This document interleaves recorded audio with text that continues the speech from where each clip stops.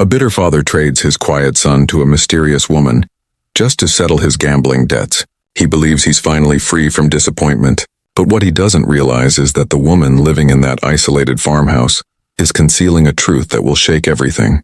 The boy, damaged and withdrawn, anticipates more rejection. Instead, he discovers acceptance, something completely foreign to him. Slowly, her peaceful countryside property starts feeling like a real home, until one startling revelation shatters his fragile sense of belonging. Because this woman isn't the person he imagines. She's a tech entrepreneur living off the grid, and his father's arrangement was never as simple as it appeared. Now caught between deception, confusion, and a bond he never expected, was he ever genuinely valued or simply purchased? Share in the comments where you're tuning in from at this moment. And if this narrative resonates with you, please hit subscribe so you won't miss what comes next. The early evening light pushed through the grimy windows of the cramped gray apartment, its chipped walls obvious even from inside where Marcus Rivera stood at the bathroom sink. His hands worked automatically through the soapy water, scrubbing at persistent stains on the mismatched cups. The consistent pattern of washing dishes normally gave him comfort. But today his father's harsh voice shattered any possibility of peace. Another warning letter. Victor Rivera's voice snapped like breaking glass from the bedroom. How do they think anyone can survive with these prices? Everything tripled from what it was. Marcus's back stiffened as he heard papers being thrown onto the bed.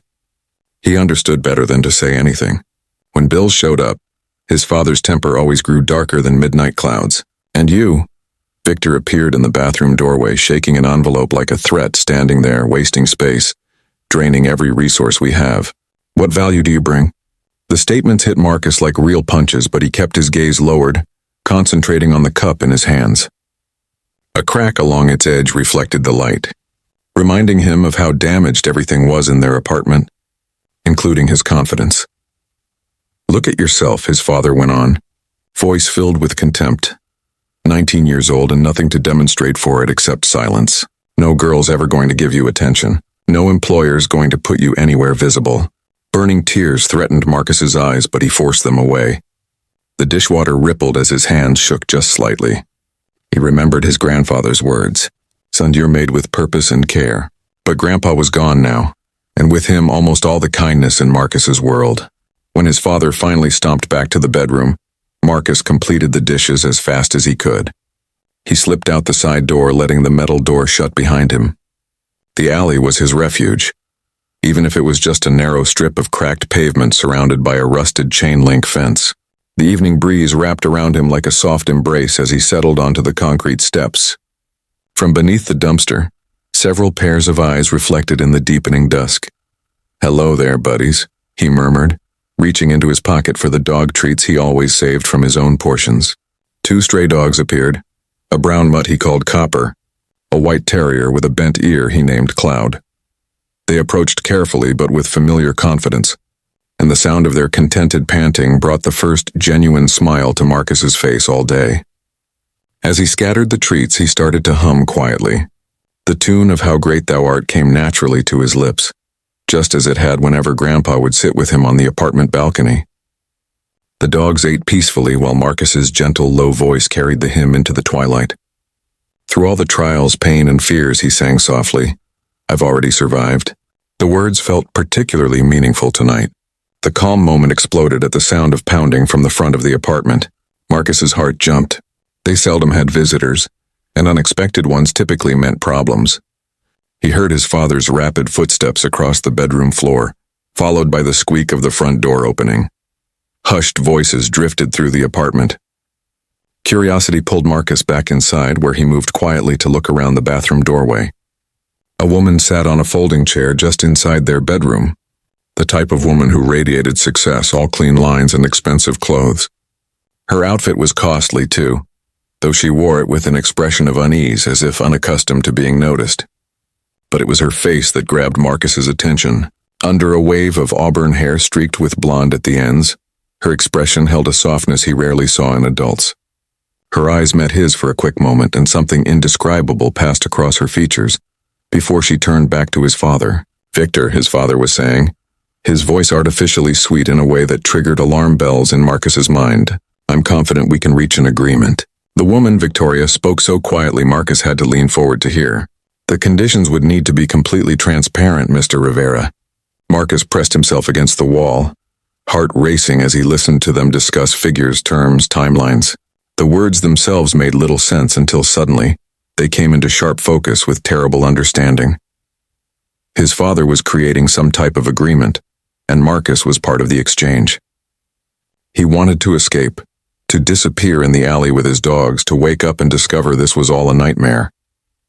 But his feet seemed frozen to the floor as Victoria and his father continued their quiet discussion. When the front door finally shut behind her, Marcus rushed to his cramped bedroom, closing the door as silently as possible. The thin walls did nothing to muffle the sound of his father in the bedroom. The familiar rustle of paper and sharp snap of cash being counted filled the night air. Marcus lay in his narrow bed, staring at the water stains on his ceiling, his grandfather's hymn forgotten as dread of the unknown crept in around him like darkness. Every car that drove by made him tense, wondering if it was Victoria returning. Every creak of the apartment's old structure made him flinch. But gradually the steady sound of his father counting money became a horrible lullaby, and fatigue pulled him toward restless dreams. His last aware thought was a prayer, not for rescue, but for courage to face whatever tomorrow would deliver. In the darkness of his room, the moon created patterns through the thin curtains, painting silver shapes across Marcus's blanket. The only thing he had left of his grandfather. Outside, a dog howled once, then fell quiet. And in the bedroom, Victor Rivera counted his money over and over as if to persuade himself he'd made the correct decision. Morning arrived too fast. The pale Arizona sunrise creating long shadows across Marcus's small bedroom. He hadn't rested much, his dreams filled with anxious thoughts about what lay ahead. The sound of his father's sharp voice cut through the silence. "Get up, don't make me repeat myself."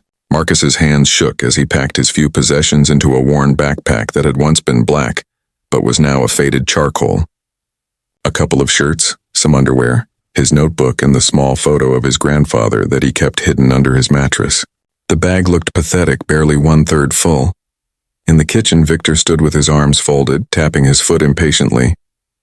His face twisted into a familiar sneer as he looked at Marcus's outfit, a plain gray hoodie that did little to hide his thin frame. "Couldn't you at least attempt to look decent?" Victor's words stung like always. "Though I guess it's irrelevant. Just be useful for once." A sleek silver car waited outside, its engine humming softly. The driver, a middle-aged woman in a neat uniform, stepped out and opened the back door with a slight nod. Marcus clutched his backpack to his chest as he slid into the cool leather seat. He didn't risk looking back at his father. The drive felt like it took hours. They left the familiar streets of their small city behind, passing through areas Marcus had never seen. Eventually, they turned onto a private road lined with towering pine trees, their branches creating a natural tunnel overhead. The driveway curved smoothly through maintained grounds until the house came into view. Marcus couldn't stop himself from gasping. The property was massive, a 2-level farmhouse of warm wood and gleaming windows. Flowering bushes climbed the walls, and carefully maintained fields stretched in every direction. It was stunning, like something from a magazine, but there was a quietness about it that felt almost melancholy. The driver carried his bag inside, her footsteps echoing on the wooden floor of the entrance hall. Soft acoustic music drifted through the air from hidden speakers. The walls were lined with photographs, landscapes, nature shots, and abstract pieces that made Marcus want to stop and examine each one.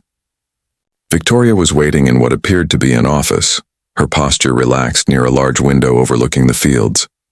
In the morning light, Marcus could see her features more distinctly than the night before. She was attractive in an understated way, with gentle eyes that carried a hint of old sorrow. "Welcome, Marcus," she said, her voice soft but professional.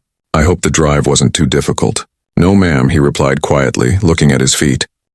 "Please call me Victoria." She moved closer but kept a comfortable distance. "I'll show you around and explain what I need assistance with." The tour showed a house that was as isolated as it was beautiful. Despite its size and charm, there were no family photographs, no evidence of children or guests, just art everywhere. Photographs, sculptures, and unfinished projects in what appeared to be a studio room. Victoria explained his responsibilities as they moved through the house. General household tasks, cleaning, organizing, helping in the kitchen, and if you're interested, some work in the fields. Nothing too demanding. She paused. The guest quarters are in the back wing. You'll have your own room and bathroom. Marcus nodded, trying to absorb it all. The house was overwhelming, but Victoria's peaceful presence made it feel less intimidating than his father's sharp words and volatile moods. Evening arrived quickly. Dinner was served in a casual dining area that could have seated 12, though only 2 places were arranged. Marcus sat quietly, watching as Victoria struggled with her water glass. Her hands trembled slightly. Whether from the effort or frustration, he couldn't determine.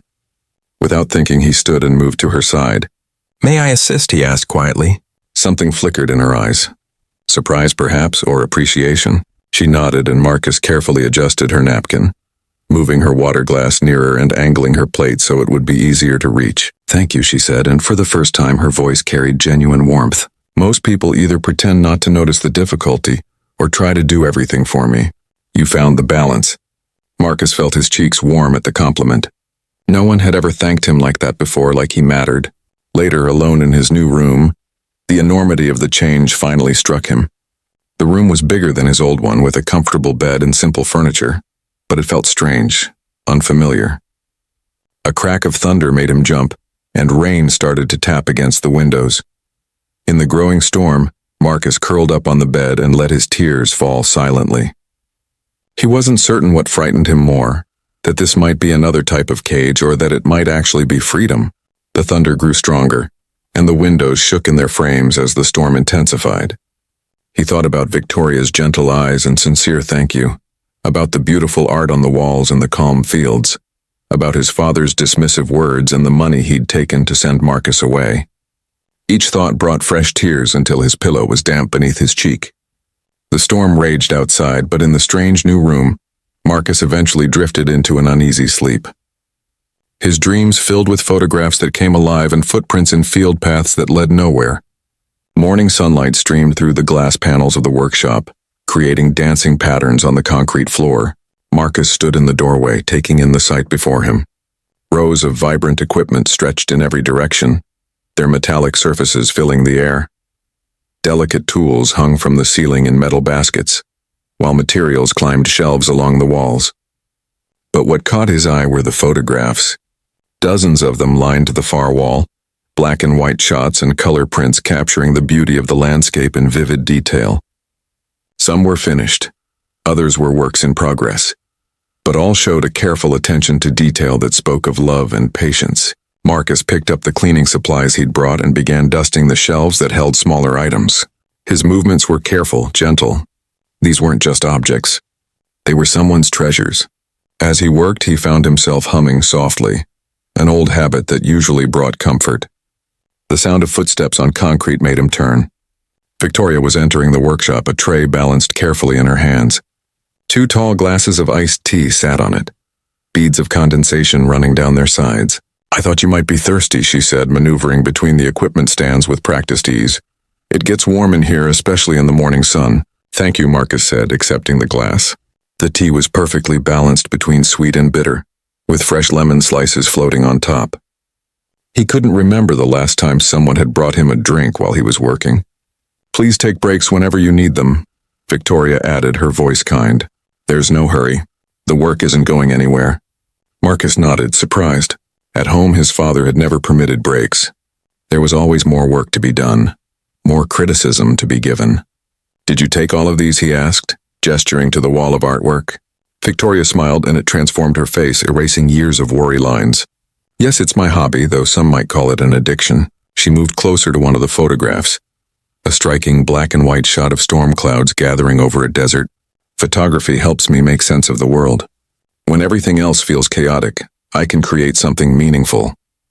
Marcus found himself drawn to an unfinished series showing a sunset over a field of cacti. The colors were intense, hopeful.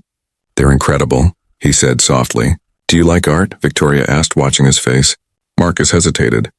His father had always dismissed his writing as a waste of time. "I like to write sometimes," he admitted, "but I'm not very talented." "Nonsense," Victoria said firmly. "Art isn't about being talented. It's about expressing what's in your soul." She moved over to a storage cabinet and pulled out a fresh camera, some basic equipment and supplies. "Come photograph with me." "Oh no, I couldn't," Marcus protested, but Victoria was already setting up gear next to her own.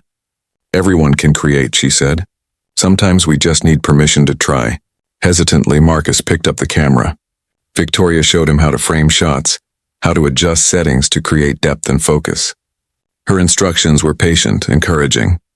When he accidentally pressed the wrong button and took a blurry shot, he froze, expecting anger. Instead, Victoria laughed, a warm, genuine sound that filled the workshop.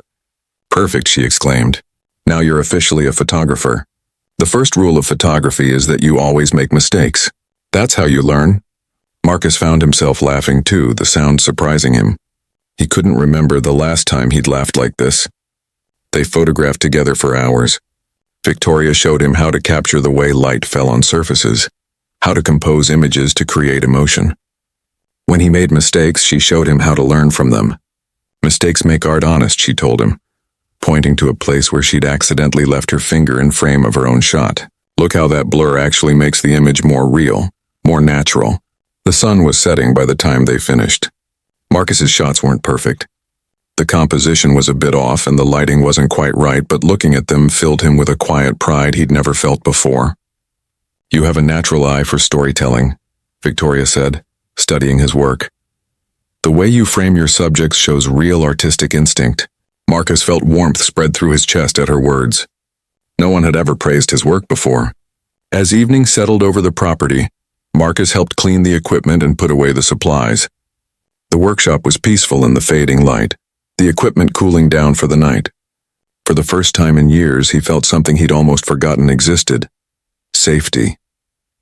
Later, after dinner and a shower, Marcus was heading to his room when he noticed something on the floor by his door.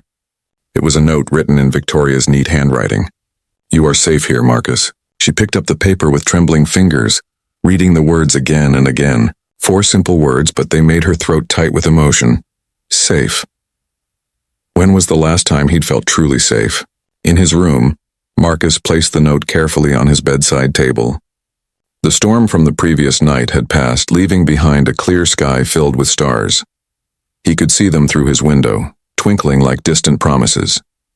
He thought about the day, about laughter in the workshop, about camera-stained fingers and kind words, about permission to take breaks, to make mistakes, to create, about feeling seen and heard. Maybe for the first time in his life, the safety he'd felt in the workshop stayed with him as he prepared for bed. It wasn't just the absence of his father's harsh words or the quiet of the big house. It was something deeper, a feeling that maybe, just maybe, he had found a place where he could breathe, where he could be himself. With Victoria's note watching over him like a guardian, Marcus drifted off to sleep, his dreams filled with images and light, with laughter and the scent of desert air, with the possibility that tomorrow might bring more moments of joy. The morning sun painted golden stripes across the breakfast table in the sunroom. Marcus arranged fresh-cut wildflowers in a ceramic vase, while Victoria buttered her toast. It had become their morning ritual over the past few days, sharing quiet breakfasts surrounded by hanging plants and potted herbs. "The lavender is blooming beautifully," Victoria commented, glancing at the purple flowers. "You have quite a gift with plants." Marcus smiled shyly. "My grandfather taught me about gardening. It was our special time together before he passed." After breakfast, they headed to the fields. Marcus knelt in the soft earth, carefully tending to the herb garden while Victoria supervised from nearby, offering guidance about which plants needed attention. "Did you always love gardening?" Marcus asked, wiping sweat from his brow. Victoria's expression softened. "Daniel, my partner, he was the gardener. I learned from watching him." She paused, her eyes distant. "The accident happened 4 years ago. We were driving home from a business conference. The other driver was texting." Marcus's hands stilled in the dirt. He'd wondered about her tremors but hadn't dared to ask. "I'm so sorry," he whispered. Victoria nodded, her smile sad but gentle. "I lost both him and my fine motor control that night. The doctors say I might regain it fully with extensive therapy, but..."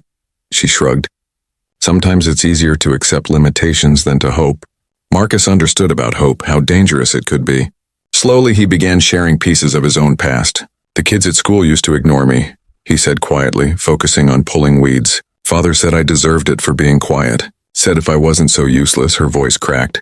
Victoria reached out, her hand hovering near his shoulder before withdrawing. "You're not useless, Marcus. Not at all." In the afternoons, they photographed together in the workshop. Victoria taught him different techniques, how to capture light and shadow, how to compose images to create impact. Under her patient guidance, Marcus's confidence grew. Photography helps me remember the good things, Victoria explained one day. Working on a landscape series. Even when everything feels dark, there's always beauty somewhere. Marcus thought about the stories he used to hide under his bed, afraid his father would destroy them. I used to write at night, he admitted, when father was asleep. It helped me feel less alone. Victoria nodded, understanding. Loneliness can be a heavy burden.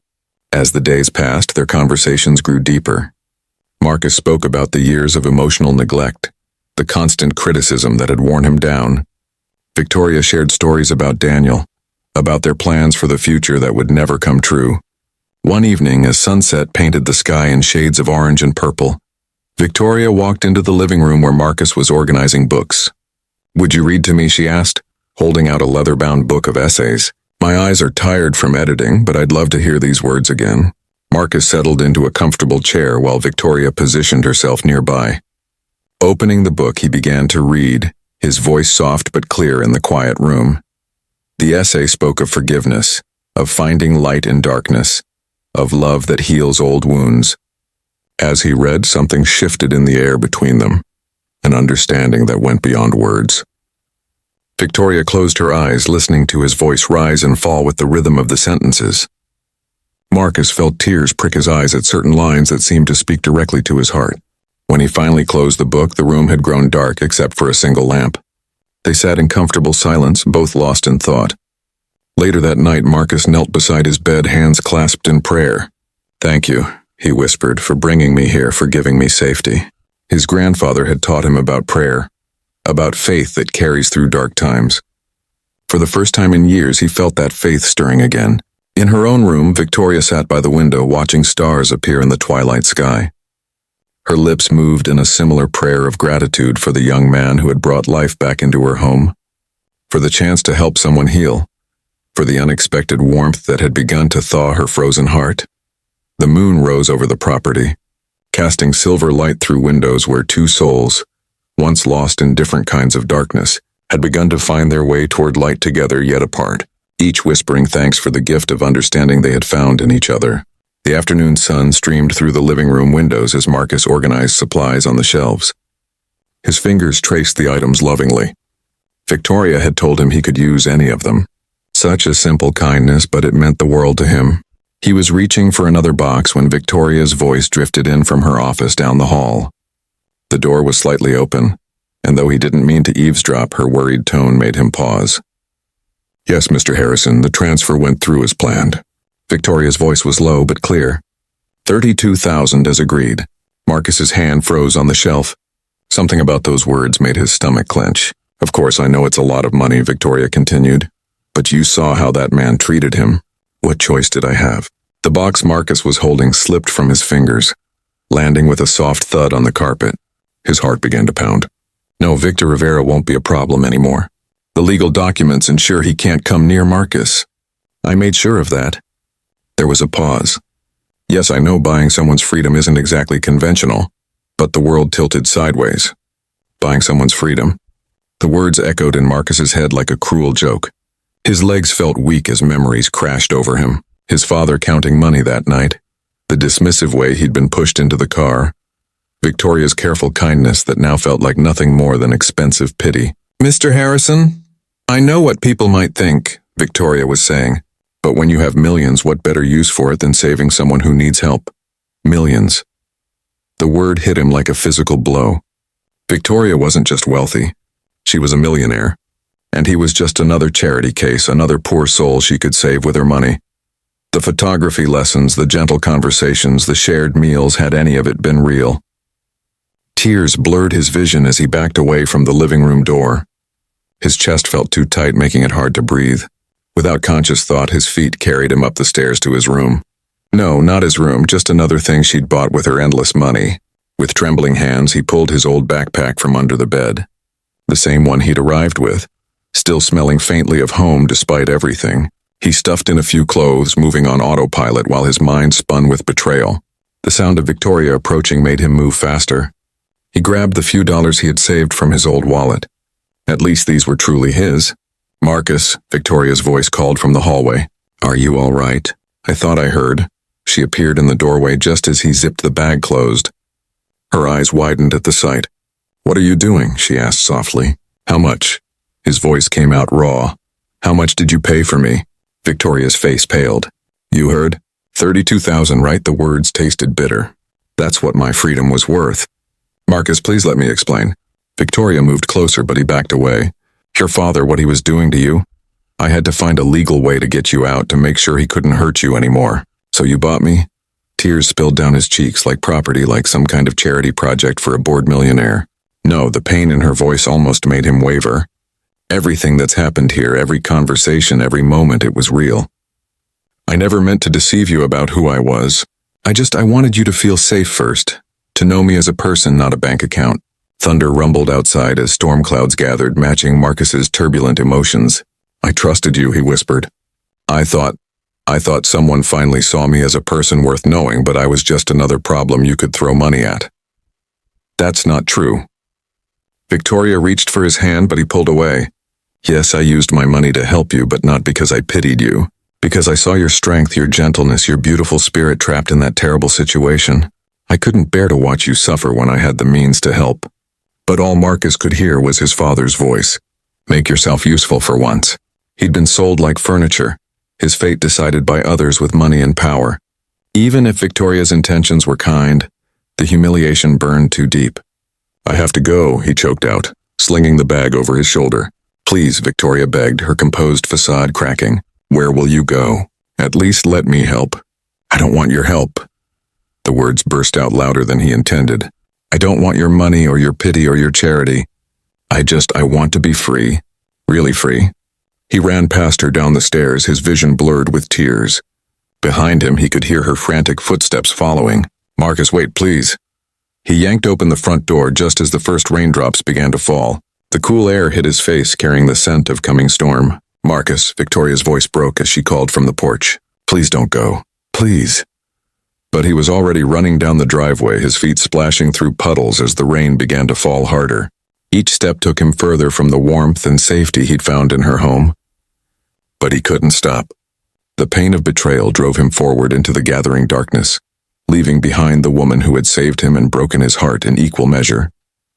The last thing he heard was Victoria calling his name once more, her voice nearly lost in the sound of falling rain. The rain had soaked through every layer of Marcus's clothes, making each step heavier than the last. He walked through the night, his shoes squelching with water, following the empty highway that stretched endlessly before him. The occasional passing car made him shrink into the shadows, heart pounding with fear that Victoria might have sent someone to find him. As the first hints of dawn painted the sky in pale grays and pinks, his legs trembled with exhaustion. He hadn't eaten since lunch the day before, and his stomach cramped painfully. Through blurry eyes, he saw signs of a small town ahead. Riverside, population 3,047. The streets were mostly empty at this early hour, save for a few delivery trucks and early risers heading to work. Marcus's teeth chattered as a cool morning breeze cut through his wet clothes. He found himself drawn to a modest brick church with warm yellow lights glowing in its windows. Hesitating at the bottom of the church steps, Marcus hugged himself tightly. The sound of movement inside made him jump, but before he could retreat, the heavy wooden door creaked open. Son, what on earth are you doing out here in this condition? An elderly man stood in the doorway, his gray hair neatly trimmed, wearing a practical brown sweater. His eyes, sharp with concern, took in Marcus's bedraggled appearance. I'm sorry, Marcus stammered, backing away. I didn't mean to disturb. Nonsense, the man cut him off, already moving down the steps with surprising speed. I'm Pastor Robert Miller, and you look like you've walked through a hurricane itself. Come inside before you catch pneumonia. Something in Pastor Robert's voice, firm but gentle like well-worn wood, made Marcus's defenses crumble. He found himself following the older man into the church's warm interior. The fellowship hall has a shower and some spare clothes we keep for emergencies, Pastor Robert said, leading the way. Get yourself cleaned up while I fix some breakfast. Then we can talk or not talk, whatever you need. 50 minutes later, Marcus sat at a small table in the church kitchen, wearing donated sweatpants and a soft blue sweatshirt that smelled of detergent. His wet clothes tumbled in a dryer nearby, creating a rhythmic background noise that somehow made the space feel safer. Pastor Robert set a steaming plate of pancakes and bacon in front of him, along with a large mug of hot cocoa topped with whipped cream. "Eat up," he instructed, settling into the chair across from Marcus. Food fixes more things than people realize. Marcus took small bites at first, but soon found himself devouring the simple meal. Pastor Robert didn't press him to talk, just sat quietly drinking his coffee and working on a Sudoku puzzle. When Marcus finally pushed his empty plate away, Pastor Robert looked up and said, "Son, pain makes believers or drifters. You choose which you'll be." The words hit Marcus like a physical force, making him catch his breath. "What do you mean?" "Pain can hollow us out," Pastor Robert explained, setting down his pencil. "Make us wander through life like shadows of ourselves. Or it can forge us into something stronger. Something that shines with compassion because we know what darkness feels like. The hurt doesn't choose, we do." Tears welled in Marcus's eyes. "I don't know how to be either one right now." "Then you start small, one day at a time." Pastor Robert patted his hand. "Stay here as long as you need. We can always use help around the church." Days blended into weeks as Marcus fell into a routine at the church. He cleaned the sanctuary each morning, dusting hymnals and straightening prayer books. He helped prepare meals for the senior ministry and organize donations for the food pantry. But his favorite times were when he worked with the teenagers who came for after-school programs. They were a lively bunch, curious, uninhibited, and full of questions. 15-year-old Jake wanted to know if he could help with photography. 16-year-old Emma asked him to teach them how to write stories like the ones in his notebook. Little Tommy, just 13, simply wanted to sit near Marcus while he wrote, watching with wide-eyed wonder as stories emerged from simple pen strokes. One afternoon, as the teenagers gathered around his usual spot in the fellowship hall, Marcus found himself writing their stories. He captured Jake's adventurous spirit, Emma's determined expression as she concentrated on her own writing, Tommy's thoughtful profile as he sketched on a nearby table. Their energy and curiosity filled spaces in his heart he hadn't realized were empty. When they proudly showed him their own creative work, comic strips and short stories and poems with awkward rhymes, he felt a warmth that had nothing to do with pity or obligation. At night, after the church grew quiet, Marcus often sat on the small balcony outside his temporary room. The stars seemed brighter here than in the city, scattered across the dark sky like diamonds on velvet. Sometimes he caught himself wondering if Victoria was looking at these same stars, if she ever thought about him, if she understood why he had to leave. He didn't know that miles away in her sprawling farmhouse, Victoria sat by the window scrolling through her tablet. The screen showed dozens of news articles about local charities receiving anonymous donations, the food pantry at Robert's church, their youth program, the senior ministry, the building renovation fund. Each donation came with no strings attached, no recognition required. Victoria paused on a small photo accompanying one article. In the background, barely visible, was a familiar figure helping teenagers with creative supplies. Her finger hovered over the image of Marcus's smile. Different now, more genuine than she'd ever seen it at her house. She closed the browser without zooming in, respecting the distance he had chosen to put between them. The tablet screen went dark, reflecting her face and the same stars Marcus watched every night. In the quiet of her office, surrounded by the wealth that had failed to buy what mattered most, Victoria whispered a prayer of thanks that he had found his way to somewhere he could truly heal. Back at the church, Marcus added another story to his growing collection, this one of Pastor Robert surrounded by teenagers, his face creased with joy. Below it, he wrote the words that had changed his course. "Pain makes believers or drifters. You choose which you'll be." The choice was becoming clearer every day, drawn in the energy of teenagers, colored with the kindness of strangers, and illuminated by stars that seemed to whisper of possibilities he was finally ready to believe in. 4 months passed like pages turning in a well-loved book, each day writing a new chapter in Marcus's life at the church. The transformation wasn't just in his spirit. His body began to reflect the healing happening within. Regular meals, peaceful sleep, and daily walks around the church grounds had worked quiet miracles. His face, once shadowed by worry, now glowed with natural warmth. The dark circles under his eyes faded, replaced by a brightness that matched his growing smile. His clothes, the same ones he'd brought in his small backpack, fit better now, but in a healthy way. Even his posture had changed. No more shrinking or trying to disappear. He walked with purpose, his head held higher with each passing week. Good heavens, son, Mrs. Anderson, one of the elderly church members, remarked one Sunday morning. You're thriving like my spring tulips. Marcus blushed, still learning to accept compliments. It's just the fresh air, I guess. Fresh air and fresh purpose, Pastor Robert added, appearing beside them. Speaking of which, Marcus, I've been watching how you are with the teenagers. Have you ever thought about teaching? The question caught Marcus off guard. Teaching me? A writing class, Robert clarified, his eyes twinkling. The teenagers love your stories. Maybe it's time to share that gift more formally. The idea took root quickly. Within a week, Mr. Marcus's creative writing hour was added to the church's activity schedule. He started small, just 8 teenagers and some basic supplies donated by church members. But word spread faster than spilled ink. Soon, 25 teenagers crowded around tables in the church basement every Monday and Wednesday afternoon. They ranged from tiny 12-year-olds barely able to hold focus to 17-year-olds discovering their own creative voices. Marcus taught them more than just how to write. He showed them how to see beauty in unexpected places. Look at this stone, he'd say, holding up a rock with jagged edges. See how the cracks make patterns? Sometimes the most beautiful things aren't flawless at all. The teenagers' writing began decorating the church walls. Bright, hopeful pieces that made people smile during Sunday services. But it was Marcus's own stories displayed in a quiet corner that drew the most attention. They were simple narratives. Sunlight through stained glass, teenagers laughing, flowers pushing through concrete cracks, but they radiated something special.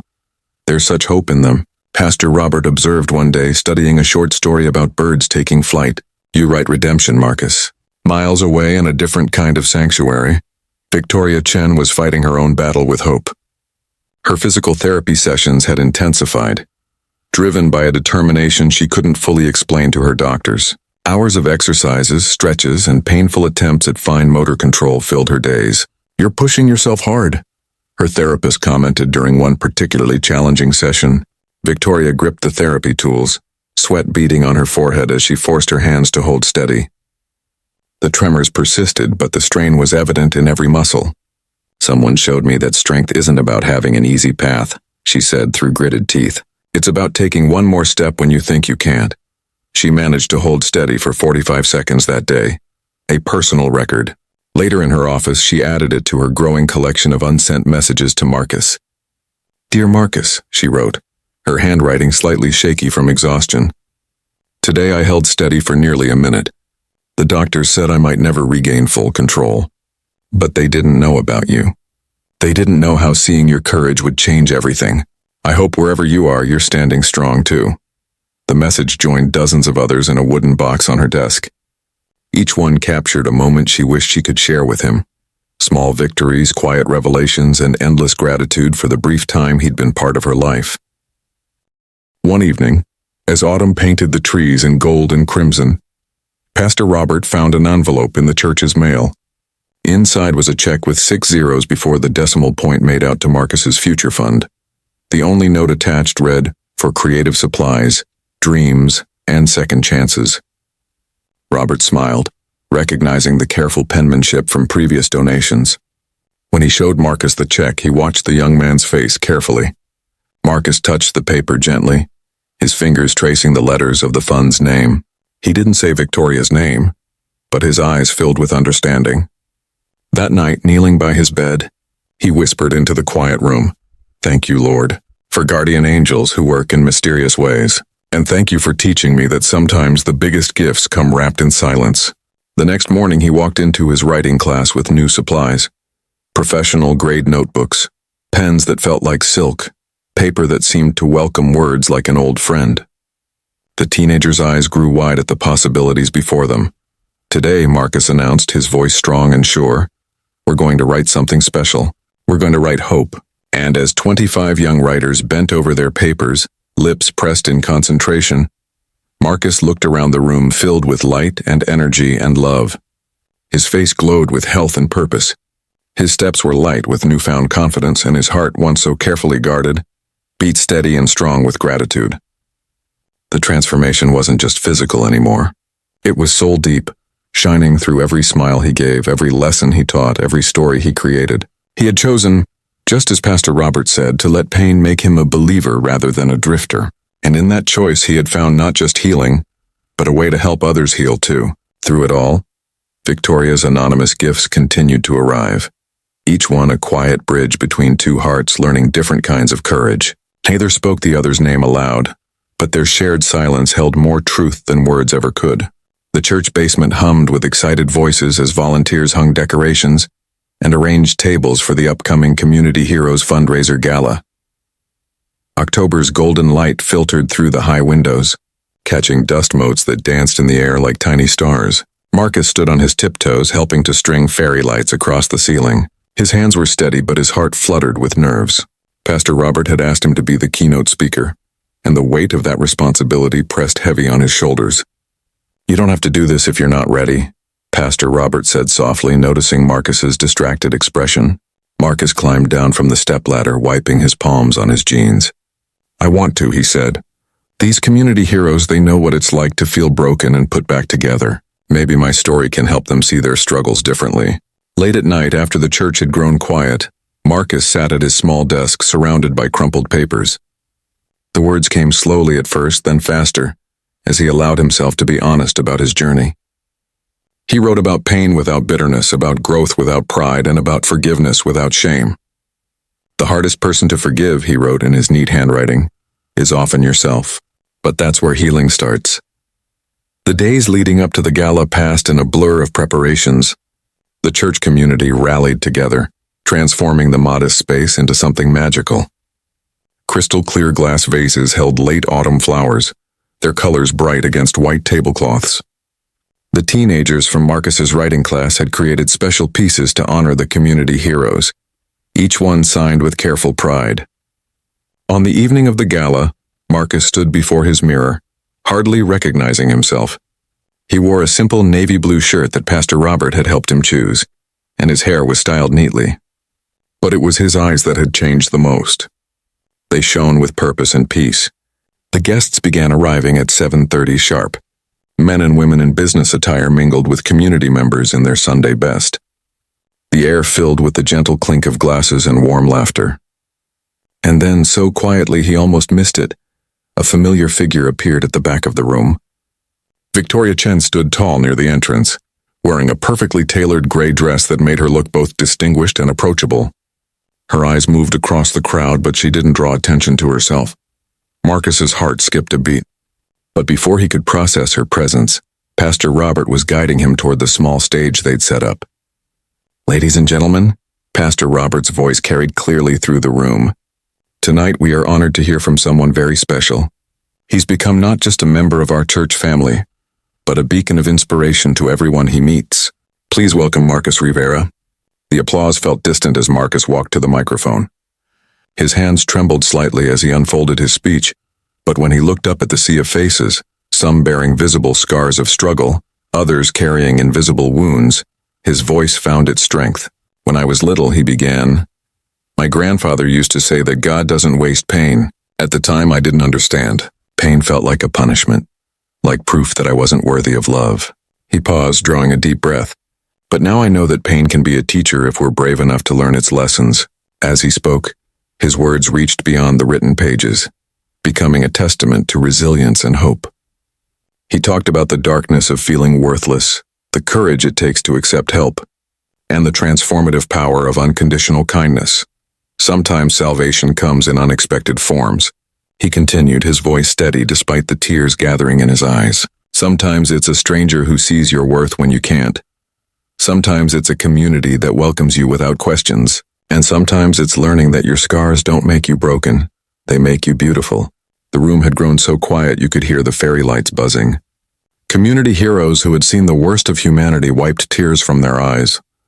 Church members who had watched Marcus's transformation sat straighter in their chairs, proud to have been part of his journey. "Today I stand before you not as someone who has all the answers, but as living proof that healing is possible, that forgiveness, especially of ourselves, is the key to freedom, and that every single person in this room, no matter their past or their struggles, is worthy of love." As he finished speaking, the silence held for a heartbeat before erupting into thunderous applause.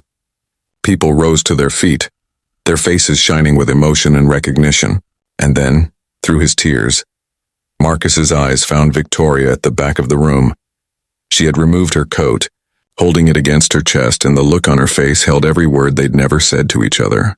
Without thinking, without hesitating, Marcus stepped down from the stage and walked toward her. The crowd parted like a gentle wave, understanding they were witnessing something sacred. When he reached her, he paused for a moment, then wrapped his arms around her as tears flowed freely down his cheeks. Victoria's arms encircled him, and in that embrace was every message she'd never sent, every prayer she'd whispered to the stars. "You came," he whispered against her shoulder. "I never really left," she answered softly. Later that evening, as the gala wound down and guests began to leave, Marcus and Victoria sat together in the church garden. The fairy lights twinkled above them like earthbound stars, casting a gentle glow over their faces. They talked quietly, making up for lost time. Victoria told him about her therapy, about learning to hold steady again. Marcus shared stories about his writing classes, about finding his voice through helping others find theirs. "Your speech," Victoria said, her voice tender. "It was beautiful." Marcus smiled, watching the way the lights reflected in her eyes. "I learned about beauty from someone who saw it in me when I couldn't." They sat together until the stars began to fade, their silence as comfortable as their words. The night air grew cool, but neither moved to leave, both understanding that some moments are too precious to rush. Above them, the fairy lights continued to twinkle, casting their gentle glow over two hearts finding their way back to each other, one quiet truth at a time. The morning after the gala dawned with a gentle mist hanging over the church grounds. Dew sparkled on the grass like scattered diamonds, and the early sun painted everything in soft golden light. In the church's small garden, Marcus knelt among the flowers, arranging fresh-cut blooms for the teenagers' writing class later that day. Victoria walked down the path toward him, two steaming cups of coffee balanced carefully in her hands. The soft crunch of gravel made Marcus look up, and his face broke into a warm smile. "I thought you might need this," she said, offering him one of the cups. "Pastor Robert showed me where they keep the good coffee hidden." Marcus accepted the cup gratefully, inhaling the rich aroma. "Thank you. Have you settled into the guest house?" "Yes, it's perfect," Victoria replied, watching as he gathered more flowers. "Simple, peaceful, different from what I'm used to, but maybe that's exactly what I need right now." They sat in comfortable silence for a moment, sipping their coffee as the morning birds sang around them. Then Victoria reached into her jacket pocket and pulled out a small package. "I brought something else too," she said, unwrapping several sets of new writing supplies, pristine fountain pens, vibrant journals, and fresh notebooks for your class. "I remember how the teenagers' faces lit up when they saw your stories." Marcus's eyes widened at the supplies. "Victoria, these are beautiful, but you don't have to." "I want to," she interrupted gently. "Let me help, Marcus. Not because I pity you or want to buy your friendship, but because I believe in what you're doing here." Their eyes met, and Marcus saw the sincerity in her gaze. Slowly he nodded, accepting both the gift and the truth behind it. As the morning progressed, they fell into an easy routine. Victoria helped organize the writing supplies while Marcus set up the classroom. They worked together seamlessly, as if the months apart had never happened. When everything was ready, they joined hands and bowed their heads in prayer, a habit Marcus had developed with his students that Victoria now embraced naturally. "Dear Lord," Marcus whispered, his voice soft but steady, "thank you for this day, for these teenagers, and for second chances. Help us share your love through every written word and every smile. Amen," Victoria added quietly, giving his hand a gentle squeeze before letting go. Later, as they watched the teenagers file in for class, Victoria noticed how Marcus's entire being seemed to light up. He moved among them with grace and patience, helping one young boy structure his story correctly, praising a young girl's choice of words. The room filled with laughter and chatter, and Victoria found herself smiling more than she had in years.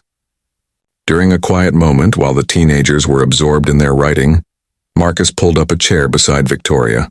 "Sometimes I'm scared," he admitted in a low voice, watching the teenagers work. "Not of being here or of teaching, but of feeling too much, of trusting that this happiness won't disappear like morning dew." Victoria turned to look at him, understanding written across her features. "I know that fear," she said. "After the accident, I stopped letting myself hope for anything. Hope felt dangerous, like setting myself up for another fall." "What changed?" Marcus asked, meeting her gaze. "You did," she answered simply. "Watching you find your strength, seeing you build something beautiful out of pain, it made me want to try again, to believe again." Their conversation was interrupted by excited voices as one of the teenagers discovered how to use a metaphor effectively. Marcus laughed, the sound pure and unguarded, and Victoria felt her heart expand with warmth. The peaceful rhythm of their days continued like this. Mornings filled with prayer and preparation, afternoons with writing and laughter, evenings spent in quiet conversation. Their relationship grew like a delicate flower, each day adding another petal of trust, another leaf of understanding. But peace, as it often does, proved fragile. It was during the Wednesday afternoon service when the church doors swung open and Victor Rivera swept in like a storm cloud in a cheap suit. His entrance was perfectly timed, right in the middle of the worship service when the congregation was fully assembled. Marcus, who had been helping a young teenager with her hymnal, froze at the sight of his father. Victoria, sitting nearby, immediately tensed, her hands gripping the armrests. "My boy!" Victor cried out, his voice carrying dramatically across the sanctuary. "Oh, my precious son." He rushed down the aisle, tears streaming down his face, arms outstretched. Before anyone could react, he had enveloped Marcus in an elaborate embrace, sobbing into his shoulder. "I've been so lost without you," Victor wailed, making sure every word carried to the furthest pew. "I've changed, boy. I've seen the error of my ways. Can you ever forgive your foolish father?" The congregation watched with mixed expressions of sympathy and uncertainty. Pastor Robert stepped forward, his face carefully neutral, while Victoria observed the scene with growing concern. She recognized the calculated nature of Victor's performance, the timing, the tears, the theatrical delivery. It was all too perfect, too practiced. Marcus, however, stood rigid in his father's embrace, tears welling in his eyes. Victoria could see the conflict on his face, the ingrained desire to believe, to forgive, warring with the hard-learned lessons of the past. "Dad," Marcus whispered, his voice trembling. "What are you doing here?" "I've been searching for you," Victor declared, pulling back to cup Marcus's face in his hands. "When I heard you were here speaking at that fancy event, I knew God was giving me a sign, a chance to make things right." Pastor Robert stepped closer, his presence steady and grounding. "Mr. Rivera, perhaps we should continue this reunion in my office, away from—" "Oh, but I've found Jesus," Victor interrupted, turning to address the congregation. "I've seen how wrong I was, how cruel. I need my church family to witness my repentance, my desire to change." Victoria watched as several church members nodded approvingly, moved by what appeared to be a prodigal father's return, but she noticed the slight calculation in Victor's eyes, the practiced way his gaze darted around the room, assessing his audience's reaction. "Of course," Marcus said softly, his natural compassion winning out over caution. "Of course you can stay, Dad. The church has guest dormitories." "Oh, thank you, boy." Victor pulled Marcus into another embrace, but over his son's shoulder, his eyes met Victoria's. For a brief moment his mask slipped, revealing something cold and calculating beneath the tears. Victoria held her gaze steadily, letting him know she wasn't fooled. But she remained silent, understanding that this was Marcus's journey, his choice to make. All she could do was stay close, ready to catch him if or when the facade crumbled. As the congregation slowly dispersed, murmuring prayers and words of encouragement, Victoria watched Victor being led to the dormitories by Pastor Robert. Marcus stood rooted to the spot, his hands clasped tightly together. "Are you okay?" Victoria asked quietly, moving closer to him. Marcus turned to him, his eyes filled with a mix of hope and fear. "I want to believe him, Victoria. I want to so badly." She reached out and took his hand, squeezing it gently. "I know you do. That's what makes you beautiful, your capacity for forgiveness. Just be careful with your heart." He nodded, squeezing her hand back, and they stayed like that for a long moment, drawing strength from each other's presence as the afternoon sun streamed through the stained glass windows, casting colored shadows at their feet. Days melted into one another at the church, but the peaceful rhythm Marcus had found began to shift. Like poison dripping slowly into clear water, Victor's presence changed everything. It started with small comments during breakfast in the church kitchen.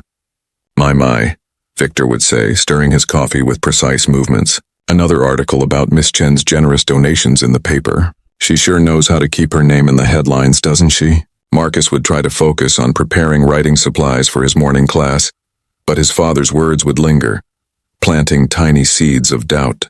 "Dad, Victoria isn't like that," he'd reply, but his voice would waver slightly. Victor would just smile, that knowing smile that made Marcus feel small again. "Boy, I've been around longer than you." Rich women like that, they always have an angle. Always. One morning, while Marcus was setting up his classroom, Victor drifted in holding a newspaper. "Look here, son," he said, pointing to a headline that read, "Reclusive tech entrepreneur Chen makes waves with church donations." Funny timing, isn't it? Right when you're getting noticed for your work with the teenagers. Marcus's hands trembled as he arranged pens. "She's just being kind, Dad." Kind, Victor laughed softly. "Oh boy. You're just her project, her way of showing the world what a good woman she is, saving the poor, quiet kid. That's publicity gold." "Stop it," Marcus whispered, but the words had found their mark. Over the next few days, Marcus began to see shadows where there had been light. Every time Victoria smiled at him, he wondered if it was genuine. When she praised his writing classes, he questioned her motives. The newspaper headlines seemed to mock him, each one a reminder of the vast gulf between their worlds. He started making excuses to miss their afternoon sessions. "I need to prepare for tomorrow's class," he'd say. Or, "I'm not feeling well today." Each time Victoria's face would fall slightly, but she'd nod understanding. His calls went unanswered. Text messages received brief replies. The distance between them grew like frost spreading across a window. "You're getting stronger," Victor would say approvingly. "Standing on your own 2 feet. That's my boy." But at night Marcus would lie awake, his heart aching. He'd remember the workshop, the laughter, the way Victoria looked at him like he mattered. Was it all just for show? One particularly difficult evening, after dodging another of Victoria's attempts to talk, Marcus sat in his classroom long after the teenagers had gone. The setting sun painted the walls orange, reminding him of evenings spent photographing with Victoria. His eyes burned with unshed tears as he pulled out a piece of paper. The words came slowly, painfully. "Dear Victoria, maybe I need to stand on my own now." He left it on his desk, knowing she would find it when she came looking for him tomorrow. As he walked out, thunder rumbled in the distance, just like that night he'd first run away from her house. The symmetry wasn't lost on him. Meanwhile, Victoria had walked into the empty classroom, hope still clinging to her heart that she might find him there. The note lay on his desk like a fallen leaf. As she read it, her shoulders slumped, the weight of loss settling over her like a heavy blanket.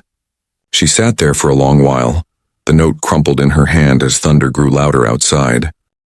The room that had once been filled with teenagers' laughter and Marcus's gentle voice now felt as empty as her house had been before he came into her life. The drive home was silent, except for the growing storm. Her driver knew better than to speak, having witnessed the joy Marcus had brought to his employer's life, and now seeing it slip away again. Thunder crashed outside her bedroom window that night, an echo of that first loss. Victoria sat in her chair, staring out at the rain, echoing another stormy night when he'd left. The parallel was cruel. Twice now she'd lost him to doubt and fear. The rain beat against the windows, matching the rhythm of her heart. In the distance, lightning illuminated the workshop where they'd shared so many peaceful hours. Now it stood dark and empty, like the space Marcus had left in her life. She reached for her phone one last time, thumb hovering over his number, but she remembered his note. Maybe I need to stand on my own now, and set it down. If this was what he needed, she would respect it, even if it broke her heart all over again. The storm raged on, its fury matching the turmoil in her soul. In her mind, she could still hear his laugh, see his face light up when he mastered a new photography technique, feel the warmth of his presence that had brought her cold house to life. But now, like before, she was alone with the thunder. The small studio on Maple Street wasn't much, just one room with a kitchenette and a bathroom so tiny you could barely turn around in it. But it was Marcus's, his first real place of his own. He'd found it 4 days after leaving the church, scraping together first month's rent from his savings. The landlady, Mrs. Park, had taken one look at his tear-stained face and reduced the security deposit, saying simply, "Everyone needs a fresh start sometimes." The walls were bare, except for a few of his writings, mostly about the teenagers from his classes. He couldn't bring himself to write anything new. His notebook sat untouched in a corner, gathering dust.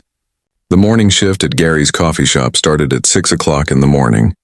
Marcus learned quickly how to make espresso, memorize orders, and keep smiling even when his feet felt like they were on fire. The other baristas were kind, showing him tricks to make the work easier, but the constant motion and noise left little room for thought, which was exactly what he wanted. "Order up, Gary," the manager would call out. and Marcus would move, grateful for the distraction. But in the quiet moments, wiping down counters, refilling napkin holders, walking home in the evening, thoughts of Victoria would creep in. The way her eyes crinkled when she smiled, how gentle her hands were with a camera, the sound of her laugh when he'd tell stories about the teenager's creative adventures. Every night he'd kneel by his bed to pray, just as his grandfather had taught him. The words felt hollow now, echoing in the empty room. "Dear Lord," he'd begin, then fall silent, unsure what to ask for anymore. The television stayed off. He couldn't bear to see any news about Victoria Chen's charitable works. Each headline felt like an accusation now, his father's words poisoning even the memory of her kindness. One Wednesday morning, while Marcus was clearing tables, the bell above the coffee shop door chimed. He looked up to see Pastor Robert's familiar figure, dignified even in the fluorescent lighting. "Son," Robert said softly, "we need to talk." They sat in a corner booth away from other customers. Marcus's hands fidgeted with a paper napkin, shredding it into tiny pieces. "Your father's been busy," Robert began, his voice carrying a weight Marcus had never heard before. "Did you know he's been taking money from the donation fund? The one meant for your writing program?" Marcus's heart stopped. "What, Victoria's donations?" "He's been intercepting them, convincing the church treasurer he had authorization to collect them on your behalf." Robert's eyes were sad but firm. "He's taken over 21,000 so far." The napkin in Marcus's hands fell to pieces. "No," he whispered. He wouldn't, but even as he said it, he knew it was true. The new clothes his father had been wearing, the fancy watch, the talk of moving to a better apartment. "I trusted him," Marcus's voice cracked. "Sometimes," Robert said gently, "the people who hurt us most are the ones we love most deeply." Marcus's shift ended early that day. He walked to the church, each step heavy with purpose. He found his father in the community room, chatting with some of the newer members, playing the role of the reformed parent. "Dad," Marcus said quietly, "we need to talk." They went to the garden where Marcus had spent so many hours teaching teenagers to see beauty in broken things. The roses were blooming, their scent sweet in the afternoon air. "How could you?" Marcus's voice trembled. "That money was for the teenagers program." Victor's face shifted like a mask slipping. "Boy, you don't understand." "Don't." Marcus held up his hand. "Don't lie to me anymore, please." Something in Victor seemed to crack. Then he sat heavily on a bench, a carefully maintained facade crumbling. "I just wanted," he began, then stopped. Tears streaked his face. "I was tired of being nothing, of having nothing." When I saw how easy it was to get the money, his voice broke, caught between genuine remorse and frustrated greed. "So you used me," Marcus said softly. "Again?" "No." Victor reached for his son's hand. "I was protecting you from her, from being used." "Victoria never used me." The truth of it hit Marcus like a wave.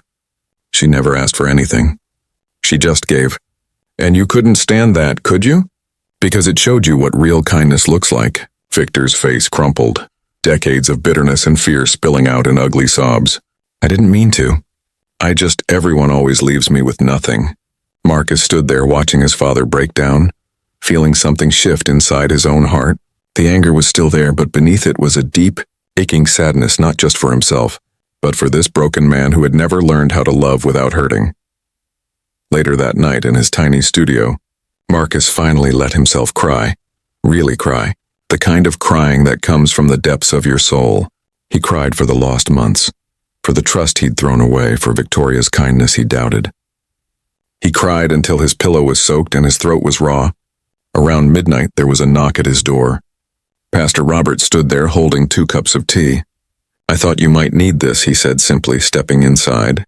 They sat on Marcus's small couch, the steam from their cups rising like prayers in the dim light. "I was so stupid," Marcus whispered. "No," Robert corrected gently, "you were hurt. There's a difference. I believed every word he said about her after everything she'd done." "Sometimes," Robert said, "it's easier to believe the worst than to trust in goodness, especially when you've been taught not to trust it." He set his cup down. "But now you have a choice to make." "What do you mean?" "You can let this break you, or you can let it teach you. You can hide from the truth, or you can face it and seek forgiveness." Marcus stared into his tea, seeing his reflection ripple in the amber liquid. "What if it's too late?" "Son," Robert smiled softly. "It's never too late for grace." Meanwhile, across town in her sprawling farmhouse, Victoria was pushing herself too hard. She'd been working for hours in her studio, surrounded by half-finished projects. Her latest photograph, a large piece she'd titled "Grace Found Me," stood on an easel demanding her attention even as her vision blurred with exhaustion. The photograph showed a garden in morning light, with a figure standing among blooming flowers. Though the face wasn't clear, anyone who knew Marcus would recognize him in the gentle curve of the shoulder, the way the hands reached toward the light. Victoria had been working nonstop for days, barely eating, hardly sleeping. Her physical therapist had warned her about overexertion, but she couldn't stop. The photograph felt like her last connection to Marcus. If she could just finish it, maybe. The room began to spin. Her hands trembled badly. The last thing she saw before consciousness slipped away was the photograph, its colors blurring like tears. She collapsed from her chair, the camera falling from her limp fingers, leaving a scratch across the studio floor. Dawn broke with a heavy gray sky, the kind that promised storms. Marcus stood at his studio window, watching the first hints of light struggle through the clouds. He hadn't slept all night, Robert's words echoing in his mind. It's never too late for grace. His fingers traced the cross necklace at his throat, a gift from the church teenagers. One of them, young Emma, had said it was to remember Jesus loves you even when you're sad. The simple wisdom of children often cuts straight to the truth. Marcus reached for his phone, his hands trembling slightly as he dialed Robert's number. The pastor answered on the first ring as if he'd been waiting for the call. "Pastor Robert," Marcus's voice wavered. Could you watch over Dad today? I need to make things right." "Of course, son." Robert's voice was warm and steady. "Go where your heart leads you." Marcus packed quickly, just his notebook and a small umbrella. The morning air was thick with humidity as he hurried to the bus stop, his heart pounding with each step. The first drops of rain began to fall as he climbed aboard the early morning bus. During the 50-minute ride, the weather grew increasingly dramatic. Lightning flickered in the distance and thunder rolled across the sky like nature's own drums. Marcus pressed his forehead against the cool window, watching raindrops race down the glass. Each mile brought memories flooding back. Victoria teaching him to compose shots, her gentle laugh when he got excited about a good photograph, the way she looked at his work like it was precious. "Lord," he whispered, "please let me fix this." The bus dropped him at the corner of Victoria's property. The iron gate stood open, unusual for this time of morning. Something felt wrong. The perfectly maintained grounds looked neglected, with leaves scattered across the paths and wilted flowers in the garden beds. Marcus ran through the rain, his clothes growing heavy with water. As he approached the main house, his stomach clenched. The front door was slightly ajar, warm light spilling out into the gray morning. "Victoria," he called, pushing the door open wider. The foyer was dark, but he could see light coming from the direction of her studio. "Victoria, are you here?" No answer. His wet shoes squeaked against the hardwood floors as he moved through the house. The air felt too still, too quiet despite the storm raging outside. When he reached the studio doorway, his heart stopped. Victoria lay collapsed beside her chair near an easel, camera fallen from her limp fingers, a scratch across the floor like a tear. No, Marcus rushed forward, dropping to his knees beside her. Her skin was cool to the touch, but he could feel a pulse, weak but steady. "Victoria, please." He looked up at the photograph she'd been working on and his breath caught. It was him, or rather a figure that could only be him, standing in a garden touched by morning light. The photograph wasn't finished, but it radiated such love that tears sprang to his eyes. "Help!" he called out. But the house staff wouldn't arrive for hours yet. Rain lashed against the windows as thunder cracked overhead. Marcus grabbed Victoria's hand between both of his, bowing his head. "Please, Lord," he prayed, his voice breaking. "Please don't take her. I was so blind. I let fear and doubt poison everything good and pure. Please give me a chance to make it right." His tears fell onto their clasped hands, warm drops mixing with the dust still coating her fingers. "I'm sorry," he whispered. "I'm so sorry." A slight movement made him look up. Victoria's fingers twitched in his grasp and her eyelids fluttered. Slowly, painfully, her eyes opened. Those kind eyes he'd missed so much, now clouded with exhaustion, but still full of warmth. "You came back," she whispered, her voice rough and weak. Marcus could barely speak through his tears. "I should never have left." Victoria's free hand shakily reached up to touch his cheek. "You were never bought," she said softly. "You were found." A sob escaped his throat as he pressed his face against her chest, feeling her heart beat steady and strong beneath his ear. Outside, the storm raged on, but in here, in this moment, Grace had found them both again. "I need to call an ambulance," he said, starting to pull back, but her hand weakly caught his arm. "Just stay a moment," she murmured. "I've missed you." So he stayed, holding her as the storm slowly began to ease, the first rays of sun breaking through the clouds and catching the photograph on her unfinished canvas. The light made the colors glow like stained glass in a church window, blues and golds and soft rose pinks, all blending together in a testament to redemption. Victoria's breathing steadied, growing stronger with each passing minute. When she spoke again, her voice was clearer. "I couldn't stop photographing you," she admitted. "Even when you were gone, you were still here." She gestured weakly at the images lining the walls, dozens of photographs all capturing different moments of their time together. Marcus's heart ached as he looked at them. There he was, reading to teenagers at the church, tending the garden, laughing in the sunroom. Each photograph was filled with such tenderness it brought fresh tears to his eyes. "I thought," he started, then had to take a breath. "I thought maybe it was all just charity, that I was just another project like Dad said." "Never," Victoria said firmly, despite her weakness. "You were the one who made me want to live again, to try healing again, to believe in miracles again." Thunder rumbled in the distance, softer now, like nature's gentle reminder of its presence. Marcus helped Victoria sit up, noting with concern how thin she'd become. "We need to get you checked out," he insisted. "You're exhausted." She nodded, too tired to argue. As he reached for his phone to call for help, she caught his hand once more. "Promise me something," she asked. "Anything. Promise you'll stay this time, not because you have to, but because you want to." Marcus squeezed her hand, feeling the dust crack between their palms. "I promise we'll figure this out together." A shaft of sunlight broke through the studio windows, catching the droplets of rain still clinging to the glass. They sparkled like diamonds, casting tiny rainbows across the room. Nature's own celebration of grace restored. The days following Victoria's collapse were filled with quiet healing. The doctors had insisted on overnight observation at the hospital, diagnosing severe exhaustion and dehydration. When she returned home, Marcus transformed her sunroom into a peaceful sanctuary, bringing in comfortable cushions and fresh flowers from the garden. "You need proper rest," he told her firmly on her first morning back, arranging her medications and a glass of water on the side table. "Doctor's orders." Victoria smiled weakly from her chair. "Only if you promise to stay and read to me again." So began their new routine. Each morning Marcus would help Victoria with her exercises, supporting her as she worked with her physical therapist. The determination in her eyes reminded him of the strength he'd first seen in her. Not just physical strength, but the quiet power of a spirit refusing to give up. In the afternoons, he'd sit beside her in the sunroom, reading from her worn Bible. His voice filled the space with ancient words of comfort as sunlight streamed through the windows, painting patterns across the floor. "The Lord is my shepherd," he read one afternoon, his voice soft but clear. "I shall not want. He makes me lie down in green pastures." Victoria closed her eyes, letting the familiar verses wash over her. "My partner used to read that to me," she said when he finished. "After the accident, I couldn't bear to hear it anymore, but now," Marcus prompted gently. "Now it feels like coming home."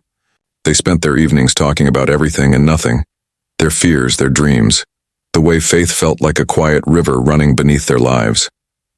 Victoria shared stories about her late partner without the heavy weight of guilt that had once accompanied those memories. "He would have liked you," she told Marcus one evening, as they watched the sunset paint the sky in shades of pink and gold. "He always said God's greatest gift was his ability to make beauty from brokenness." Marcus reached over and squeezed her hand. "Like us, exactly like us." A week into her recovery, they were sharing a quiet breakfast when they heard a car pull up outside. Through the window, they saw Victor stepping out, his usual confident stride replaced by hesitant steps. Victoria felt Marcus tense beside her. "We don't have to see him," she said softly. But Marcus shook his head. "No, it's time." When Victor entered, he looked smaller somehow, his makeup-free face showing lines of worry and regret. He stood in the doorway, twisting his hands together. "Boy," he started, then stopped, tears filling his eyes. "I'm so sorry for everything." Marcus remained silent, watching his father carefully. Years of manipulation had taught him caution, but something felt different this time. The proud set of Victor's shoulders was gone, replaced by a genuine humility he'd never seen before. "I've been talking with Pastor Robert," Victor continued, his voice shaking. "He's helped me see what I've done to you. How I let my own bitterness poison everything it touched. Marcus moved forward slightly, his presence calm and steady. "Why don't you sit down, Victor?" he suggested kindly. He sank into a chair, looking lost in the elegant surroundings he'd once tried to exploit. "I don't deserve forgiveness," he whispered. "The things I said about you, Miss Chen. The way I treated my own son like a commodity. I was so broken inside I couldn't see straight anymore." "Dad," Marcus said softly, "what happened to you?" "Really happened." For a moment, Victor just stared at his hands. Then slowly, painfully, he began to speak. He told them about his own childhood dreams of music, crushed under his father's cruel words, about the women who'd used and abandoned him, leaving him with nothing but shame and anger, about how seeing Marcus's innocent joy had reminded him too much of what he'd lost. "But that's no excuse," he finished, wiping his eyes. "I became the very thing that hurt me, and I hurt my boy worse than anyone ever hurt me." Victoria moved closer, her voice gentle but firm. "There's always hope for healing, Victor, but this time the truth must heal, not hurt. No more manipulation. No more lies. I want to change," Victor whispered. I don't know how." "Pastor Robert has offered to help," Marcus said. "I have a small cottage on the property. It needs some work, but it could be yours with one condition. You agree to regular counseling with Pastor Robert." Victor looked up, hope and disbelief warring in his expression. "You'd do that after everything I did." "Grace isn't about deserving," Marcus replied. "It's about giving others the same mercy we've received ourselves." Victor broke down then, years of carefully maintained walls crumbling as he reached for his son. "I'm sorry," he sobbed. "I'm so sorry, boy." They spent the rest of the morning talking, really talking for the first time in years. When Victor left to meet with Pastor Robert, there was a lightness in his step that hadn't been there before. That evening, Marcus and Victoria shared dinner by candlelight, the soft glow reflecting off crystal glasses and creating shadows that danced across the walls. "Do you think he can really change?" Marcus asked, pushing his food around his plate. Victoria considered the question carefully. "I think when people truly face their brokenness, real healing becomes possible. Your father's carried his pain like armor for so long. Maybe he's finally ready to lay it down." "It's strange," Marcus mused, "how God brought us all together. If you hadn't," he trailed off, still uncomfortable with the memory of their beginning. "If I hadn't tried to protect you in the only way I knew how," Victoria finished gently. "God uses our mistakes, our wrong turns, even our sins to guide us home. I've learned that the hard way." After dinner, they moved to the sunroom, now their favorite place for evening prayers. The night air was sweet with jasmine drifting in through open windows as crickets sang their evening chorus. They prayed side by side, Marcus in a chair, Victoria in her seat beside him. Their words intertwined, a duet of gratitude and hope, asking for wisdom, for healing, for the strength to trust in love again. "Thank you, Lord," Marcus whispered, "for finding me when I was lost." "Thank you," Victoria added softly, "for sending an angel disguised as a scared young man to teach me how to live again." When they finished, they sat in comfortable silence, watching the stars appear one by one in the darkening sky. The peace between them felt different now, deeper, more settled, like roots growing strong and sure in fertile soil. "What happens now?" Marcus asked, not looking at her, his voice barely above a whisper. Victoria reached over and took his hand, her touch gentle but sure. "Now we trust, day by day, moment by moment. We let God write our story." The candles flickered, casting warm light across their joined hands, his soft and ink-stained, hers strong and scarred. Different paths, different pains, brought together by grace into something beautiful and new. Outside, a night bird called into the darkness, its song clear and sweet. Inside, two hearts beat in quiet harmony, grateful for second chances and the mysterious ways of a God who specializes in making all things new. The autumn breeze carried the scent of fresh paint and blooming chrysanthemums across the farmhouse's sprawling grounds. 7 months had transformed the once lonely property into a bustling center of hope and healing. Banners announcing the Grace Found Me project fluttered between white posts, while volunteers in matching green shirts guided visitors towards the grand entrance. Inside the foyer, Marcus Rivera stood tall in a flowing blue shirt, his olive skin glowing with health and purpose. Gone was the frightened boy who'd once washed dishes in a cramped gray apartment. In his place stood a man who radiated confidence and grace, greeting each guest with genuine warmth. "Welcome to our foundation," he said, embracing an elderly church member. "Please make yourself at home." The farmhouse's rooms, once filled with silent art pieces, now buzzed with life. The office had become a counseling center for neglect survivors. The workshop hosted creative therapy sessions. Even the kitchen, where Marcus had first helped Victoria with her dinner, now served as a training space for young people learning culinary skills.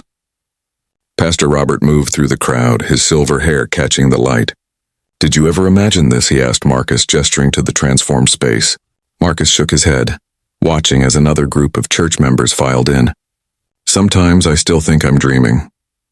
Local news crews set up their equipment in the grand hall where Victoria Chen was scheduled to make her speech. Reporters whispered among themselves, noting how the reclusive tech entrepreneur had changed. The story of her recovery had captured public interest. The tremor-affected philanthropist who learned to hold steady again through love and faith. As if summoned by their thoughts, Victoria appeared at the top of the main staircase. She descended slowly, each step measured and deliberate, her hands steady on the railing. The gathered crowd fell silent, watching with collective held breath as she made her way down. Marcus's heart swelled with pride. He remembered the countless hours of physical therapy, the frustrations and setbacks, the nights when pain kept her awake, but also the prayers they'd shared, the small victories they'd celebrated, the way her determination had never wavered. Victoria reached the bottom step and smiled at the assembly. "Thank you all for coming today," she said, her voice carrying clearly through the hall. "The Grace Found Me project represents more than just a foundation. It's a testament to the power of second chances." Camera flashes sparked through the room as she continued. "When I lost my fine motor control, I thought I'd lost everything. I hid behind my wealth, using money to keep the world at arm's length. But God had other plans." Her eyes found Marcus's across the room and her smile deepened. "He sent me someone who showed me that true healing isn't about physical recovery. It's about learning to trust, to love, and to believe in miracles again." The foundation's first successful cases stood near the front.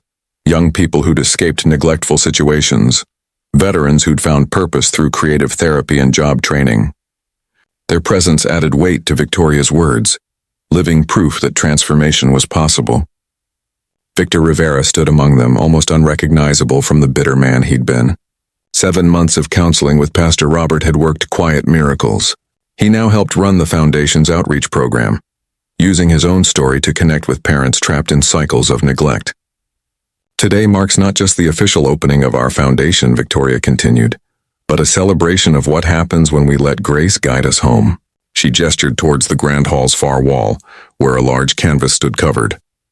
"And now I'd like to share something special with you all." Marcus's breath caught. He hadn't seen the finished photograph. Victoria had kept it carefully hidden, working on it late into the night after he'd gone to his cottage. With help from an assistant, Victoria pulled away the covering. Gasps filled the room. The photograph, titled "Grace Found Me," captured Marcus in a moment of pure joy. He stood in the workshop, sunlight streaming through glass panels surrounding him in a golden glow. But it wasn't just a portrait. It was a story told in light and shadow. In the background, subtle shapes suggested broken chains, rising birds, and reaching hands. His face held both vulnerability and strength, past pain and present joy. "This young man," Victoria said, her voice thick with emotion, "taught me what real healing looks like, not by words, but by example. He showed me that our scars don't define us, they refine us." Tears spilled down Marcus's cheeks as the crowd burst into applause. Church members who'd watched his growth from scared boy to confident leader wiped their own eyes. Pastor Robert squeezed his shoulder, whispering, "Look what God has done." The rest of the afternoon flowed like a dream. Local media interviewed foundation beneficiaries, each story adding to the tapestry of hope being woven. Teenagers from Marcus's writing class performed a special spoken word piece they'd written about new beginnings. The church choir filled the farmhouse with hymns of praise and thanksgiving. As sunset painted the sky in shades of pink and gold, guests gathered in the garden for refreshments. Marcus found himself by the fountain where tiny lights twinkled in nearby trees. He remembered feeding stray dogs in his father's alley, humming his grandfather's hymns, dreaming of escape. "Penny for your thoughts." Victoria appeared beside him, her hand steady as she held 2 glasses of lemonade. "I was just thinking about how far we've come," he said softly. "How many lives will change because you dared to care about one scared boy?" Victoria shook her head. "Because we dared to believe in something bigger than ourselves." She gestured to the farmhouse behind them, now alive with purpose. "This is your vision too, Marcus. You showed me that wealth means nothing without compassion.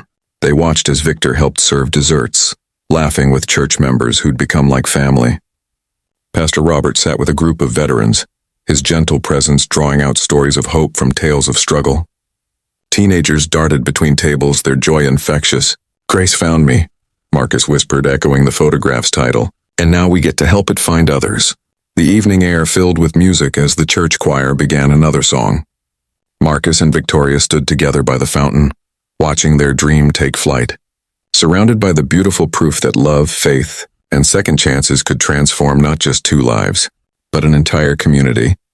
As twilight deepened into evening, the farmhouse filled with the warm buzz of celebration. Laughter echoed through halls that had once known only silence. The aroma of home-cooked dishes wafted from the kitchen where Victor moved with newfound grace, serving plates with genuine smiles that reached his eyes. "Try the apple pie," he urged guests, his voice carrying none of its old bitterness, old family recipe, finally doing it justice. Pastor Robert gathered everyone in the grand room, his weathered hands raised in blessing. "Lord," he prayed, his voice rich with emotion, "we thank you for bringing these two souls together. May their partnership continue to be a beacon of your grace, showing others the way home." The gathered crowd responded with heartfelt amens as Marcus and Victoria exchanged glances full of quiet joy. As the evening wound down, guests began departing with warm hugs and promises to return. The farmhouse gradually emptied, leaving behind the lingering echoes of fellowship and celebration. Marcus and Victoria found themselves on the wide front porch, surrounded by the gentle symphony of cricket songs and autumn breeze. Fireflies danced in the garden below, their lights twinkling like earthbound stars. Victoria reached for Marcus's hand, her touch gentle but sure. "We found grace," she said softly, "where the world saw nothing but broken pieces." Marcus leaned against her shoulder, feeling the steady rhythm of her breathing. "Maybe that's what love really is," he whispered, seeing the beauty others miss. From the direction of the church, carried on the evening air, came the distant sounds of choir practice. The familiar hymns floated across the darkness like a blessing. They sat together in peaceful silence, their clasped hands speaking volumes words couldn't express. Two souls who had known deep wounds, now healed by faith, forgiveness, and each other's love. Living proof that no heart was beyond redemption's reach. Thank you for being here. If something in this story stayed with you, I'd love to see you again. Subscribe, and tomorrow I'll bring you another story crafted with heart.